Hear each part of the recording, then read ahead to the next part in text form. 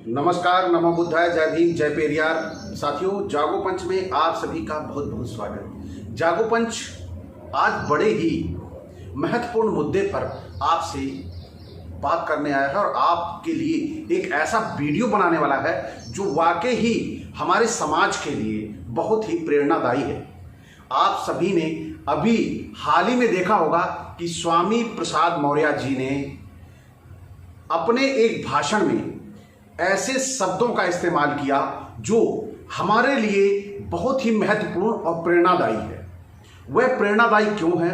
आज हमारा पूरा ओबीसी, एससी, एसटी, पूरा का पूरा तबका ब्राह्मणवाद का शिकार है। एक तरफ ब्राह्मण कहता है कि हम सभी हिंदू हैं, लेकिन आज उत्तर प्रदेश ही नहीं पूरे देश में ओबीसी, एससी के साथ अत्याचार, रेप जैसी घटनाएं और हमारे युवाओं या युवा लीडरों को, युवा नेतृत्व को गोली मार देना, कॉलेज में चाकू मार देना। अभी 1 महीना की घटना मैं बता रहा हूं, उससे पहले की तो बहुत सारी घटनाएं हैं। लेकिन साथियों, आज हमारे बीच में एक ऐसा नेता उभर के आ रहा है जो ब्राह्मणवाद की बात कर रहा है कि ब्राह्मणवाद कोई ऐसा हमारे लिए मौका नहीं छोड़ता जिससे ओबीसी, एससी उभर पाए।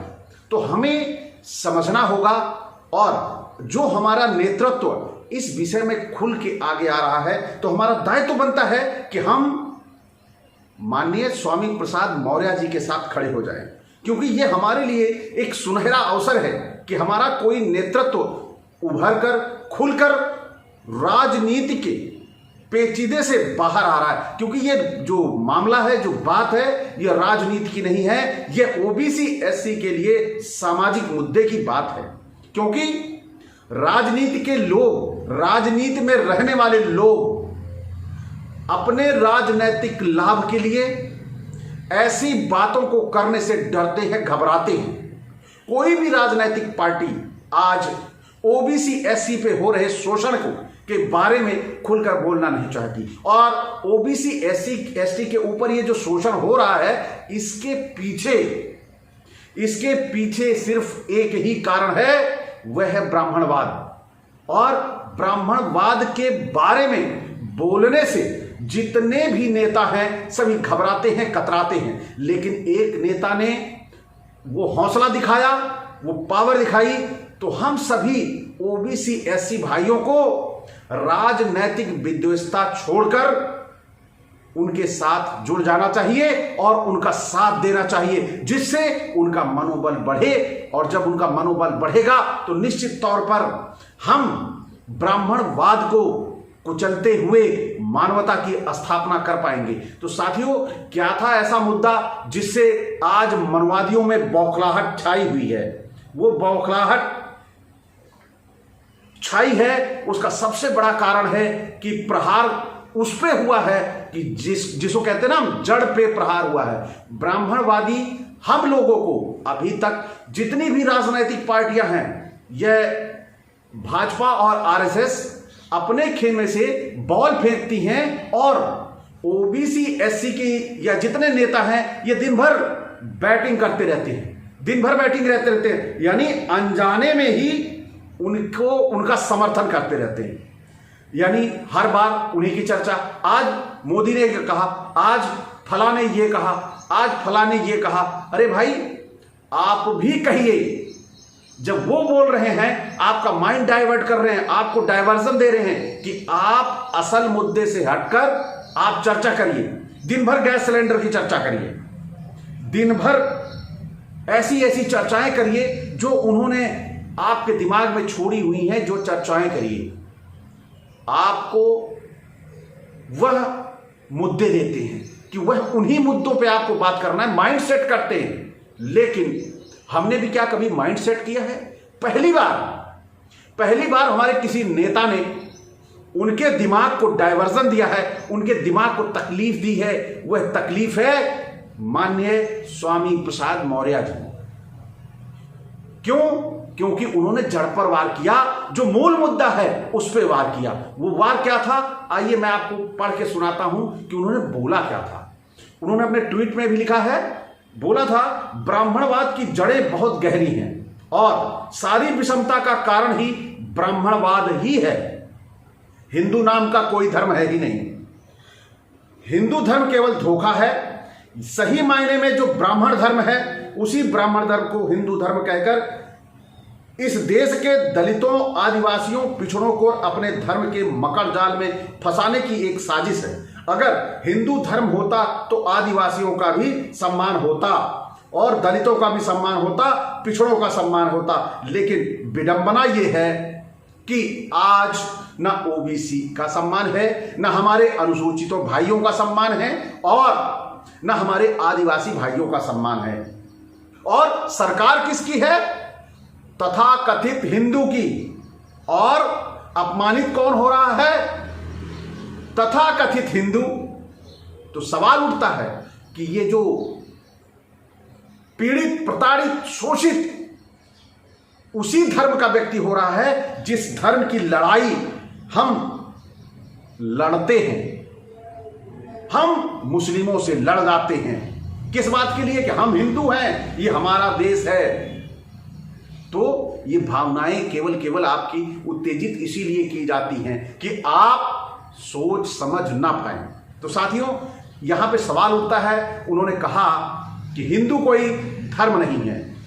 तो इसके विषय में मनुवादियों में हाय तौबा मच गई। वो हाय तौबा क्या मची कि ये कैसे कह दिया कि हिंदू धर्म नहीं है। तो इसे सिद्ध करने के लिए आज मैं आपके सामने कुछ ऐसे साक्ष्य ले आया हूं। आप जो भी हमारे समाज के लोग हैं, मनुवादी मीडिया पर 100% भरोसा करते हैं, तो आज मैं साक्ष्य भी मनुवादी मीडिया का लेके आया हूं। इसमें जागरण क्या कहता है, सबसे पहले हम बात कर लेते हैं कि हिंदू शब्द ही नाजायज है। क्या है? हिंदू शब्द नाजायज है। वह कैसे? वह दैनिक जागरण के अनुसार।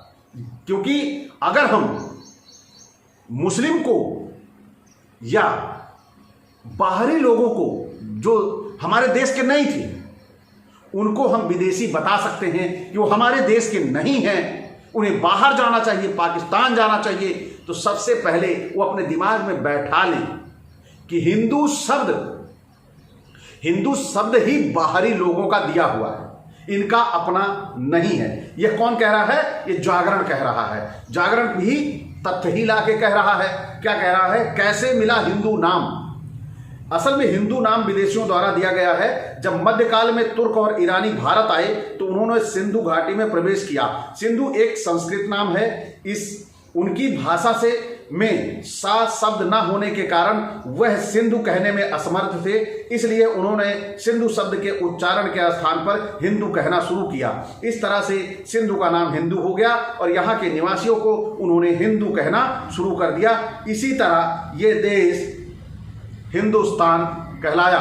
तो साथियों, आप सभी ने देखा कि कैसे ये एक तरफ तो अपने पेपरों में, अपने लेखों में हर तरह से लिखते हैं और कहते हैं, दूसरी तरफ इन्हें बड़ी दिक्कत हो जाती है जब कहा जाता है कि हिंदू नाम का कोई धर्म नहीं है। अब जब हिंदू शब्द ही दूसरों का दिया हुआ है तो कैसे हम कह सकते हैं कि हिंदू धर्म है? क्या दूसरे के दिए हुए शब्द से हम धर्म बना सकते हैं? इसका मतलब कल का दिया हुआ ये, कल का बना हुआ ये धर्म है। यानी कि हमारा धर्म कल का नहीं है, क्योंकि हम यहाँ भारत के मूल निवासी हैं, भारत के रहने वाले हैं। तो साथियों, और देखते हैं एबीपी न्यूज क्या कहता है। कई इतिहासकारों का मानना है कि हिंदू शब्द को सबसे पहले 8वीं शताब्दी में अरबों द्वारा इस्तेमाल किया गया था। यानी सिंधु नदी के किनारे रहने वाले लोगों को उन्होंने हिंदू कहा। अब सवाल उठता है कि आखिर सिंधु नदी के किनारे रहने वाले लोगों को हिंदू क्यों कहा? सा आखिर हा में कैसे बदल गया? इसके बारे में इतिहासकारों का तर्क है ऐसा। वो इसलिए कहते हैं कि सा को एच से बदलने की परंपरा फारसी में रही है। फारसी में ये शब्द नहीं था, इस कारण से ऐसा हुआ। अब इसके बारे में हम ये कह सकते हैं कि ये लोग जो आज हमें परोस रहे हैं या हमें बता रहे हैं, जब ये कहते हैं तो वो विवादित नहीं होता है, लेकिन जब हम कह देते हैं तो ये विवादित कैसे हो जाता है, यही सोचने वाली बात है हमारे लिए। अब आइए भास्कर क्या कहता है। अब भास्कर क्या कहता है, दैनिक भास्कर ये कह रहा है, ईरानी अर्थात पारस्य देश के पारसियों की धर्म पुस्तक अवेस्ता में हिंदू शब्द की चर्चा है। सिंधु घाटी सभ्यता में ही ऋग्वेद लिखा गया है। वेद मानव सभ्यता के सबसे पुराने लिखित दस्तावेज हैं। इस वक्त वेदों की 28,000 पांडुलिपि पुणे के भंडारकर ओरिएंटल रिसर्च इंस्टीट्यूट में रखी गई है। ऋग्वेद में सूर्य, आकाश और अग्नि जैसे देवताओं को प्रशंसा मिलती है। मंदिर की कोई चर्चा नहीं है, यज्ञ की बात होती है। हालांकि उस वक्त धर्म शब्द का उल्लेख ही नहीं मिलता। अब आप यहां पे आ जाइए।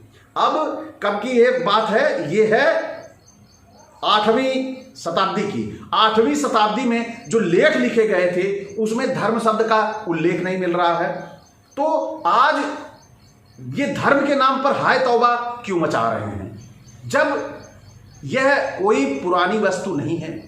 अगर ये चलिए मानते सदियों से चली आ रही है, ये केवल 4 दिनों का शब्द है ये हिंदू, और इसी पे हाय तौबा क्यों मची?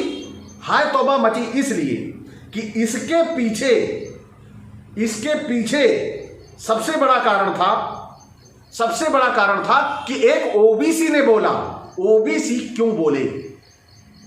ओबीसी नहीं बोल सकता क्योंकि उसे हिंदू धर्म के अकॉर्डिंग बोलने का अधिकार नहीं है, इसलिए इनको तकलीफ हुई। क्योंकि ओबीसी एससी हिंदू नहीं है और उसे हिंदू के बारे में बोलने का भी अधिकार नहीं है। यही बात जब बोली जाती है तो उन्हें दिक्कत होती है। दिक्कत क्यों होती है? कि वो आपको मुसलमानों के नाम पर डराकर, आपको हिंदू बताकर अपने साथ चिपकाकर रखना चाहता है। और फिर दूसरा, वहीं पर वो कह रहा है कि हिंदू शब्द की शुरुआत कब हुई। दैनिक भास्कर ही कह रहा है पहली बार इसका नाम कब आया। इसकी कहीं भी कोई पुख्ता जानकारी नहीं है। हर इतिहासकार इसे लेकर अलग अलग दावा करता है। जो सबसे मजबूत दावा है वह यह कि 1500 ईसा पूर्व, यानी आज से करीब 3500 साल पहले सिंधु घाटी की सभ्यता थी। वहां पहली बार आर्यों ने अविस्तक धर्म की स्थापना की थी। अब आप देख लीजिए, अविस्तक धर्म यानी हिंदू की चर्चा यहां नहीं है। और आर्य कौन थे ये सब आप अच्छी तरह जानते हैं। और भाषा के जानकार ये मानते हैं हिंद आर्य भाषाओं की सात ध्वनि से ईरान में हा ध्वनि में बदल जाती है, इसलिए सप्त सिंधु अवेस्तन भाषा में जाकर हप्त हिंदू में बदल गया। अब यहीं पर हम गौर करते हैं कि जब ये मनुवादी मीडिया या गोदी मीडिया हिंदू शब्द का उत्पत्ति, हिंदू शब्द का विश्लेषण जब करती है तो कहीं भी ये हमारा नहीं लगता। अगर ये हमारा होता तो ये कहा जाता कि ये भगवान की शिव की जटाओं से, गंगा से बहकर निकला। यह राम जब श्रीलंका को युद्ध के जा रहे थे तब उन्होंने भारत की एकता अखंडता के लिए इसका नाम रखा। या राम सिंधु नदी पार कर रहे थे तो उनके नाम मुंह से हिंद निकल गया, तब हम इसे मानते कि यह हिंदू शब्द हमारे भारत का है। जब हमारे भारत का दिया हुआ नाम नहीं है तो यह हमारा हिंदू धर्म कैसे हो सकता है? सबसे बड़ा सवाल उठता है। और यहां पर सबसे बड़ा सहाय तौबा जो ये मनुवादियों ने मचाई हुई है, इसके लिए हम लोगों को एकजुट होकर स्वामी प्रसाद मौर्य जी के साथ हो जाना चाहिए, क्योंकि ये हमारे लिए बहुत ही सुनहरा अवसर है।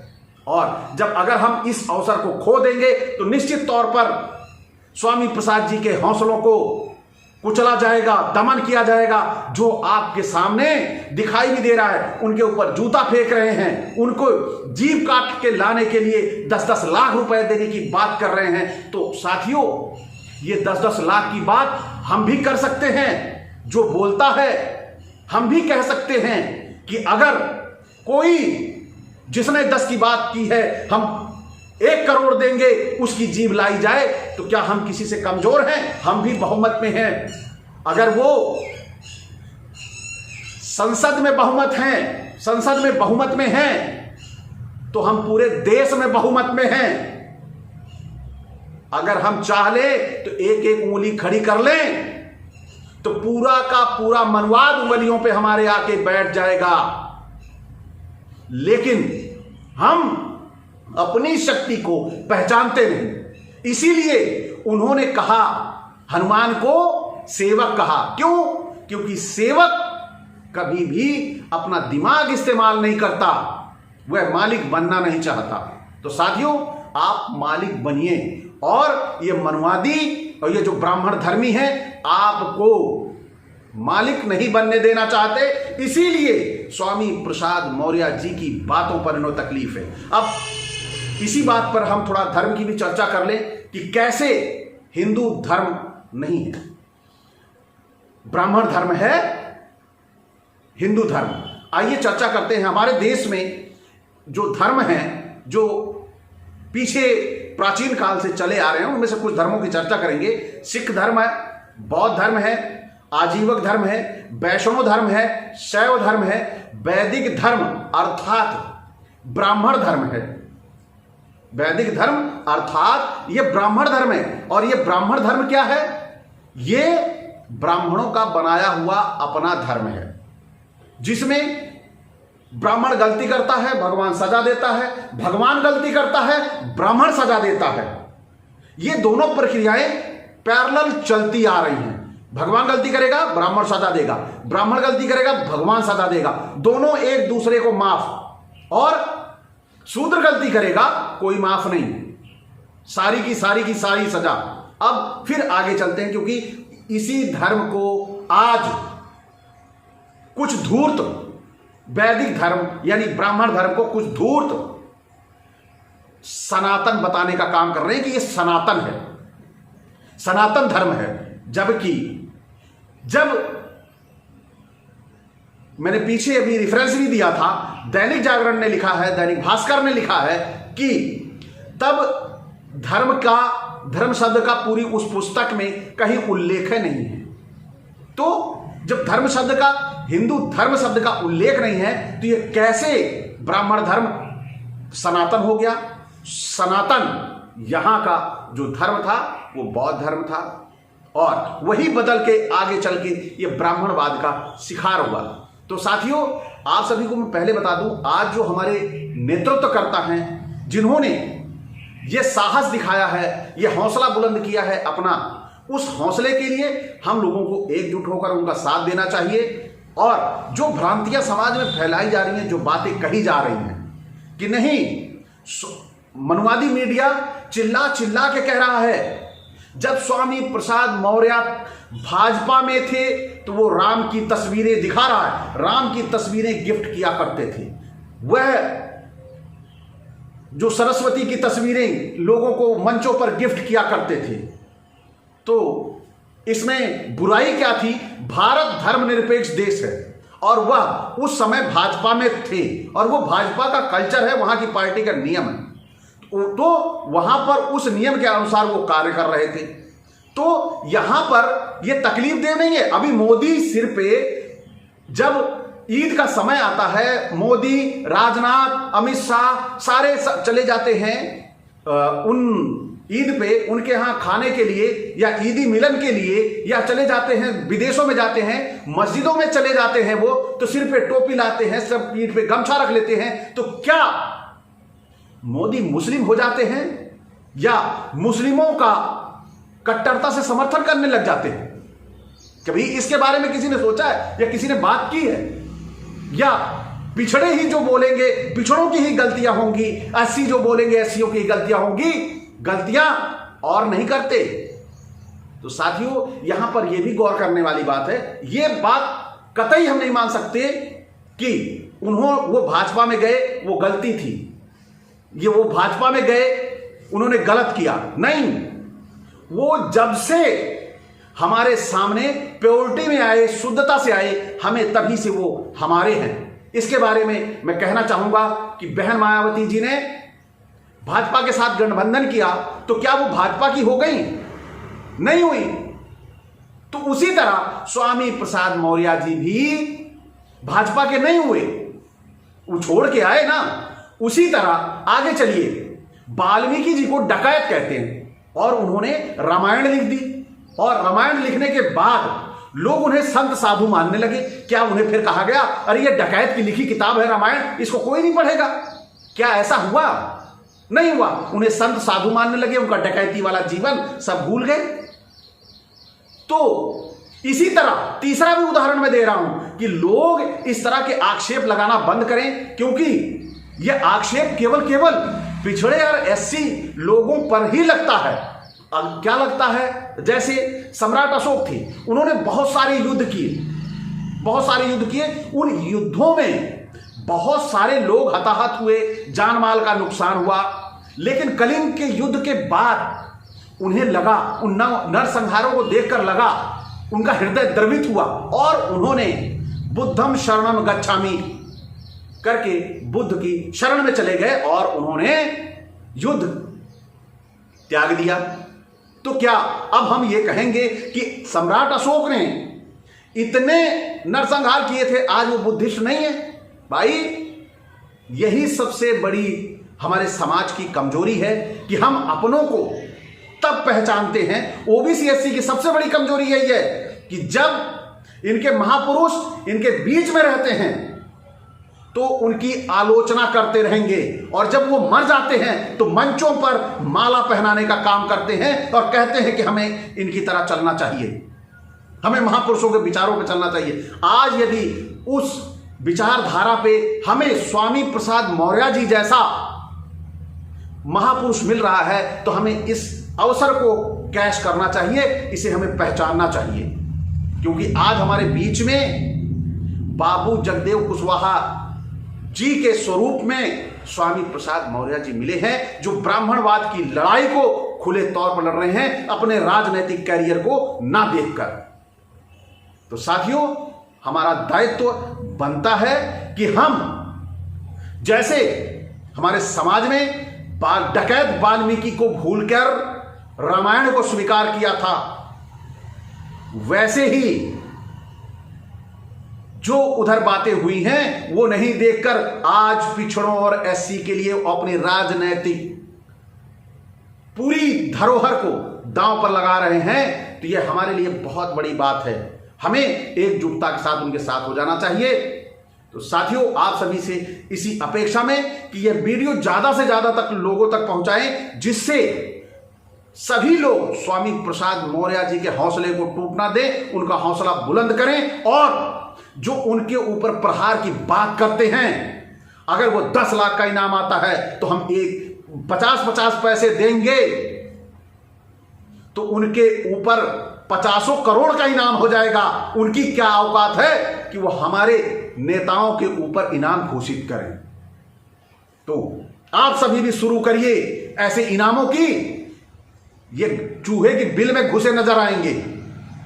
तो आइए साथियों, इसी संकल्प के साथ हम लोग सभी स्वामी प्रसाद मौर्य जी का साथ दें और उनके हौसले को बुलंद करें, उन्हें मजबूती दें। इसी के साथ साथियों, आप सभी से एक संदेश, यदि आज का ये मैसेज संदेश आपको अच्छा लगा हो और जो हमारे नए साथी आए हैं वो भी इसे लाइक करें, और नए साथियों से अपील आग्रह कि वह चैनल को सब्सक्राइब कर लें और बेल आइकन की घंटी दबा लें, जिससे हमारे वीडियो का नोटिफिकेशन आप तक पहुंच जाए। इसी के साथ आपसे विदा चाहूंगा, इसी अपेक्षा के साथ कि हम स्वामी प्रसाद मौर्य जी के हौसले को टूटने न देंगे।